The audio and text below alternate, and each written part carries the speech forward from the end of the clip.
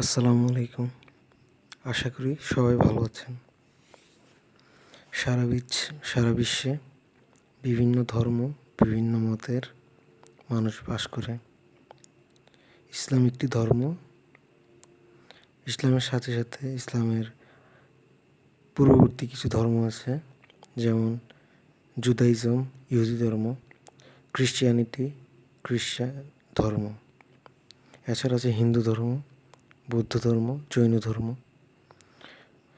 এখন একজন মুসলিম কোন ধর্মের নারী বা পুরুষকে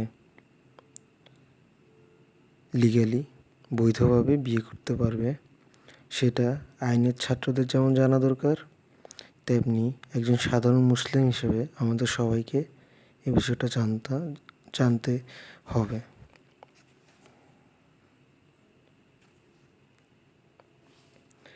আমরা জানি মুসলিম ধর্ম সাধারণত দুইটা বড় সেক্টে ধারায় বিভক্ত। একটি হচ্ছে সুন্নি মুসলিম, একটি হচ্ছে শিয়া মুসলিম। সুন্নিরা সংখ্যাগরিষ্ঠ। আরব বিশ্বের অধিকাংশ দেশ এবং আমাদের ভারত, পাকিস্তান, বাংলাদেশে সুন্নি মুসলিমের প্রাধান্য দেখা যায়। আর শিয়া মুসলিমের প্রাধান্য দেখা যায় ইরানে, ইরাকে এবং লেবাননে। এখন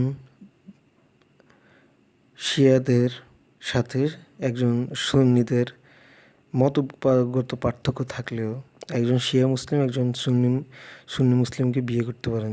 মানে একজন শিয়া পুরুষ চাইলে একজন সুন্নি নারীকে বিয়ে করতে পারবেন, তেমনিভাবে একজন সুন্নি মুসলিম চাইলে একজন শিয়া নারীকে বৈধভাবে বিবাহ করতে পারবেন। এখানে বলে রাখি, বিয়ে ইসলামী যে জুরিসপ্রুডেন্স, ইসলামী আইনে তিনভাবে ধরা হয়।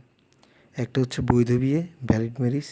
একটা হচ্ছে ইররেগুলার ম্যারিজ, মানে অনিয়মিত বিয়ে, মানে কোনো একটা কারণে এই বিয়েটা বৈধ না, কিন্তু ওই কারণটা যদি সরে যায় ওই বিয়েটা বৈধ হয়ে যাবে।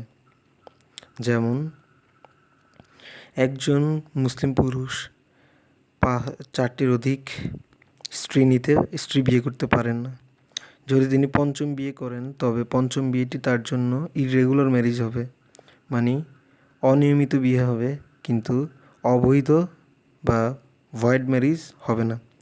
কিন্তু যখন তিনি একজন স্ত্রীকে তালাক দিবেন অথবা তার কোনো একজন স্ত্রী মারা যাবে, যখন তার স্ত্রীর সংখ্যা 4 হয়ে যাবে, তখন তার পঞ্চম বিবাহটি, যেটি মানে তার চতুর্থ 4জন স্ত্রীর মধ্যে যখন সীমাবদ্ধ হয়ে যাবে, তখন তার পঞ্চম বিবাহটি ইররেগুলার বা অনিয়মিত বিয়ে থেকে নিয়মিত, মানে ভ্যালিড ম্যারেজে রূপান্তরিত হবে।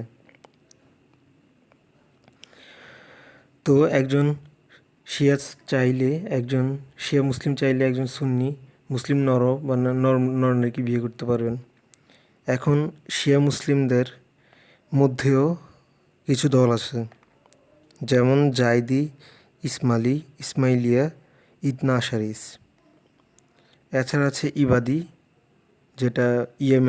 যেটা ওমানে সংখ্যাগরিষ্ঠ। তারাও চাইলে পরস্পর বৈধ বিবাহে আবদ্ধ হতে পারবেন। সুন্নি মুসলিমদের 4টি বড় মাযহাব আছে: হানাফি, মালিকি, শাফি, হানবলি।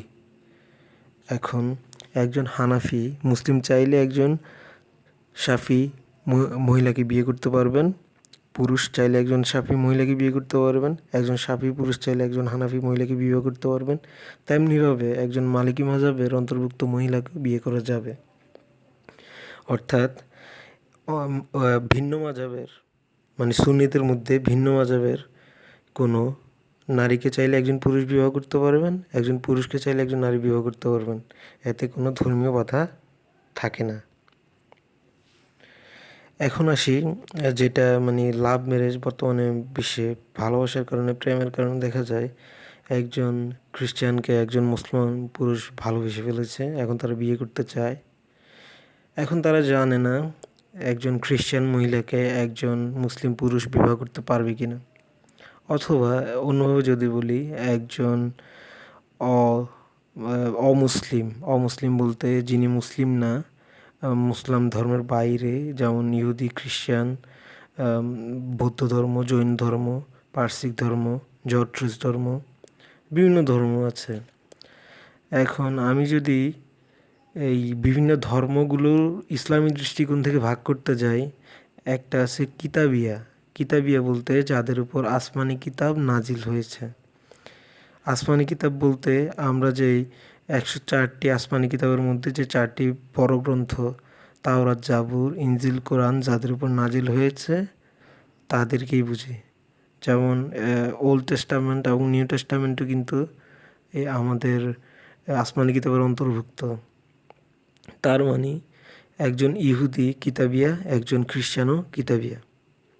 কিন্তু বৌদ্ধদের বেলায় এই জিনিসটাতে পার্থক্য আছে। বৌদ্ধদের ত্রিপিটক গ্রন্থ আছে, কিতাব আছে, কিন্তু এই কিতাবটা আব্রাহামিক ধর্মের মধ্যে কিতাব হিসেবে, মানে আব্রাহামিক ধর্ম ইসলামের যে পূর্বসূরি কিতাব হিসেবে প্রমাণ করা হয়নি এবং বা যায়নি। এখন একজন মুসলিম পুরুষ চাইলে একজন কিতাবিয়া, মানে একজন খ্রিস্টান বা একজন ইহুদি মহিলাকে ভ্যালিড ম্যারিজ করতে পারবেন, মানে বৈধ বিবাহ হবে, এবং তাদের বিবাহের মাধ্যমে যে উৎপত্তি, সন্তানদের জন্ম হবে, তারাও বৈধ হবে। স্বামী স্ত্রী দেনমোহর পাবে, স্ত্রী স্বামীর সম্পত্তির অংশ পাবে। মানে একেবারেই একজন মুসলিম মহিলাকে বিবাহ করার যে কনসিকুয়েন্স বা ফলাফল, একজন কিতাবিয়াকে বিবাহ করার ফলাফল একই। এবার আমরা যে জিনিসটা, মানে ভারতবর্ষের প্রেক্ষিতে যেটা গুরুত্বপূর্ণ, একজন মুসলিম চাইলে কি একজন হিন্দুকে বিবাহ করতে পারবেন কিনা। এখন আমরা জানি হিন্দুরা মূর্তি পূজা করে এবং অনেক ক্ষেত্রে অগ্নির উপাসনাও করে। এখন এই বিয়েটা অনিয়মিত হবে নাকি অবৈধ হবে, এটা নিয়ে একটা বিতর্ক আছে। ইসলামী জুরিসপ্রুডেন্সের, মানে ইসলামী আইনের উপর একজন লেখক আছেন মোল্লা, এবং আমির আলীও আছেন, ফাইজিও আছেন লেখক হিসেবে, আসফ ফাইজি, ইনি পাকিস্তানের। এখন জুরিস্টদের মধ্যে বিভক্তি আছে।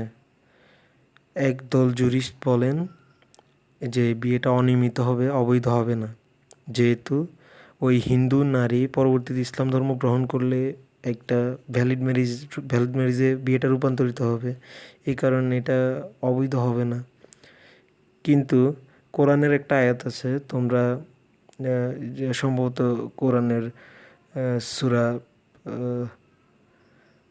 সূরাটা মনে করতে পারছি না, এই সূরাতে আয়াত আছে যে তোমরা অগ্নি উপাসক কিংবা মূর্তি পূজারীদের বিয়ে করো না। এটার একটা স্পষ্ট বাধা আছে।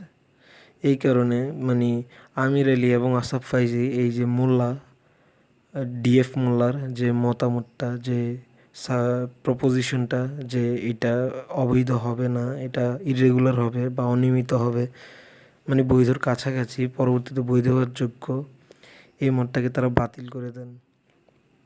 অর্থাৎ এটা নিয়ে বিতর্ক আছে, কিন্তু যদি কোরআনিক দিক থেকে দেখতে হয় তাহলে একজন হিন্দু মহিলাকে একজন মুসলিম পুরুষ বিয়ে করা অবৈধই ধরা যায়। ডিএফ মোল্লার যে মতামতটা, তারা এটা সমালোচনা করে বলেন এটা উনি রাজনৈতিকভাবে প্রভাবদুষ্ট। এখন আরেকটা জিনিস আছে, ধর্মের বাইরেও আরেকটা জিনিস আছে, অনেকে ধর্মে বিশ্বাস করে না, ঈশ্বরে বিশ্বাস করে না, তাদেরকে বিয়ে করা কি বৈধ হবে কি না। তাদেরকে বিয়ে করা বৈধ হবে না, তাদেরকে বিয়ে করা সম্পূর্ণভাবে অবৈধ, অর্থাৎ ভয়েড ম্যারেজ। এখন নারীর ক্ষেত্রে যে জিনিসটা আছে, নারী চাইলেও কিতাবীদের বিয়ে করতে পারবে না, এটাতে একটা বাধা আছে। যদি বিয়ে করে ওইটা অবৈধ হবে না, এটা ইরেগুলার হবে। আর অগ্নি উপাসক বা মূর্তি পূজা যারা করে এমন পুরুষের সাথে বিয়েটা প্রথম থেকেই অবৈধ, অর্থাৎ কোনোভাবেই বিয়ে করতে পারবে না। কিতাবীদের বিয়ে করা যায়, তবে এটা মানে একবারে লিগ্যাল ম্যারেজ বা ভ্যালিড ম্যারেজ যেটা, এটা হয় না আর কি। কিতাবীদের সাথে বিয়েটাতে ইরেগুলার ম্যারেজ হয়। আর অগ্নি উপাসক, মূর্তি পূজা, হোক নারী হোক পুরুষ, সব ক্ষেত্রে এটা অবৈধ। আর নাস্তিক পুরুষদের সাথে বিয়েও অবৈধ। ধন্যবাদ। কোনো প্রশ্ন থাকলে কমেন্ট করবেন।